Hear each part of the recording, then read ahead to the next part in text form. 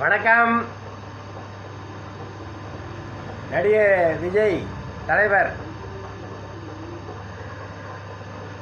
விஜய் அவர்களுடைய படம் இன்று ரிலீஸ் ஆகிறது. கோட் படம் அது வெற்றியடைய என் வாழ்த்துக்களை தெரிவித்துக் கொள்கிறேன். படம் ரொம்ப மிக சிறப்பாக இருக்கும்னு நினைக்கிறேன். நல்லபடியாக அமையணும். அந்த படம் ரசிகர்கள் எந்த கலட்டாக இல்லாமல் அமைதியாக பார்க்கணும்.